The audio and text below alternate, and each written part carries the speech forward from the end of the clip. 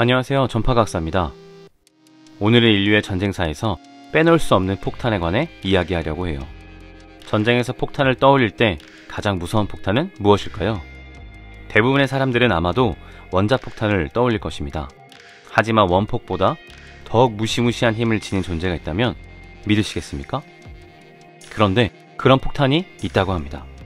바로 수소폭탄인데요. 얼마나 더 위력적인 건지 한번 들어가 볼까요?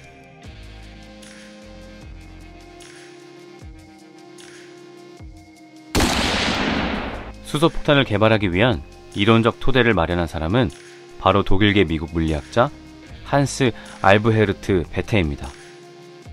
그는 태양과 별에서 나오는 막대한 에너지가 수소의 핵융합 반응에 의해 발생한다는 사실을 이론적으로 처음 발표했습니다.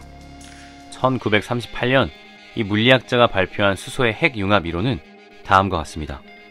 별의 표면에서 방사되는 막대한 에너지와 빛은 가장 가벼운 원소인 수소의 핵이 높은 온도에서 핵반응을 일으킨 결과로 발생한다.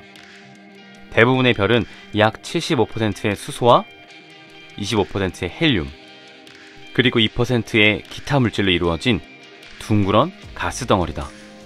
별에서는 4개의 수소핵이 융합하여 1개의 헬륨 핵이 만들어지고, 이때 수소 질량의 1%가 엄청난 에너지로 변한다. 이 융합 반응에는 탄소와 질소 및 산소가 촉매작용을 하는데, 그동안 새 원소는 융합 반응을 도울 뿐 소모되지는 않는다. 베테의 핵융합 이론은 다른 과학자들로 하여금 원자폭탄보다 더 강력한 수소폭탄을 개발하도록 자극했습니다. 이후 수소폭탄 제조가 가능하도록 만든 과학자는 오스트레일리아 출신의 물리학자 마르쿠스 올리판트였습니다. 그는 최초로 핵융합 반응 실험을 성공시켰으며 원자폭탄 개발 계획에서 주역을 담당한 일원이기도 합니다. 1934년 올리판트는 중수소에 중수소를 충돌시키면 중성자 1개를 더 가진 새로운 동위원소인 중수소가 생겨난다는 사실을 발견했습니다. 삼중수소는 방사승을 가지며 그 반감기는 12.32년인데요. 삼중수소를 핵융합하면 헬륨3이 생겨나면서 막대한 에너지가 나온다는 것을 확인했습니다.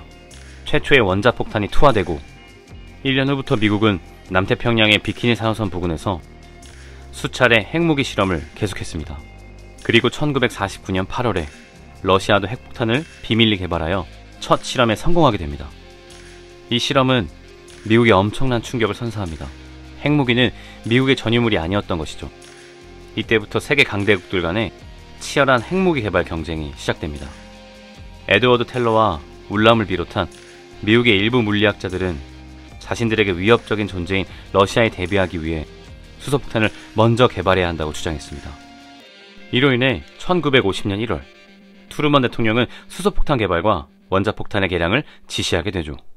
그러나 1950년 3월 스톡홀름에서 열린 세계 평화애호대회에서는 원자병기를 사용한 것은 인류의 자살행위이며 인류에 대한 범죄라고 선언했고, 이 선언은 큰 호응을 얻었습니다. 하지만 그럼에도 불구하고 미국은 적대국이 수소폭탄을 앞서 갖게 될 가능성에 대비하여 막대한 예산을 들여 핵무기 개발을 계속합니다. 미국의 수소폭탄 개발 계획은 아이비 마이크라는 암호명으로 비밀리에 로스 앨러모스 연구소에서 진행되었습니다. 삼중수소는 원자로 속에 리튬을 넣어야 생산되고, 삼중수소와 중수소의 핵을 융합하려면 우라늄 235를 폭발시켜 고열을 얻어야 합니다. 미국의 수소폭탄 구조는 중심부에 재래식 원자폭탄을 설치하고 그 주위를 중수소와 리튬으로 싼 것을 다시 천연 우라늄 238로 둘러싸는 것이었습니다. 중심부의 원자탄이 폭발하면 중성자가 나오면서 리튬을 삼중수소와 헬륨으로 만들게 됩니다. 이때 생겨난 삼중수소는 중수소와 충돌하여 헬륨이 되면서 에너지를 방출하는 것이죠. 1952년 11월 1일 미국은 드디어 수소폭탄을 완성하여 태평양의 산호섬 애니위탁에서 실험을 성공합니다. 텔러 울람 디자인으로 불리는 이 수소폭탄은 오늘날의 수소폭탄 보유국인 5개 나라, 미국, 영국, 러시아, 프랑스, 중국이 같은 디자인으로 제조하는 것으로 알려져 있습니다. 애니위탁 섬에서 터뜨린 수소폭탄은 TNT 300만 톤의 위력이었으며 폭발할 때 섬이 완전히 사라져버리는 위력을 보여줬습니다. 미국이 수소폭탄 실험에 성공한 다음 해인 1953년 스탈린의 후계자로 등정한 몰로토프가 소련도 수소폭탄을 개발했다 라고 발표했습니다. 그날로부터 일주일 후 북극해 랭길섬 근처에서 강력한 폭발이 지진기에 탐지되었는데요. 당시 소련의 수소폭탄 성능은 미국보다 훨씬 앞선 것으로 판단되었습니다. 그러자 바로 다음해인 1954년 3월, 미국은 태평양의 비키니 섬에서 소련의 것보다 더 위력적인 수소폭탄 실험에 성공했습니다. 이 신무기 한 개는 뉴욕과 같은 대도시를 한 번에 잿더미로 만들 것이라는 평도 나왔습니다. 이 실험을 할 때 비키니 섬에서 1600km 거리에 있던 일본 어선의 어부들이 방사선 먼지를 맞고 심한 피해를 입어 세계적으로 물의를 일으키기도 했습니다. 수소폭탄이 발명되자 사람들은 이것이 궁극의 무기일 것이라고 생각했습니다. 그러나 강대국들은 여기서 멈추지 않았습니다.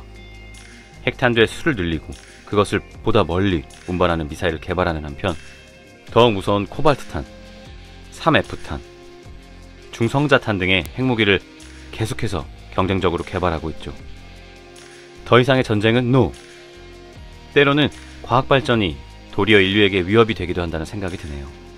앞서 언급한 핵무기들이 실제로 쓸 일은 절대 없었으면 합니다. 오늘 이야기도 재밌으셨나요? 시청해주셔서 감사합니다.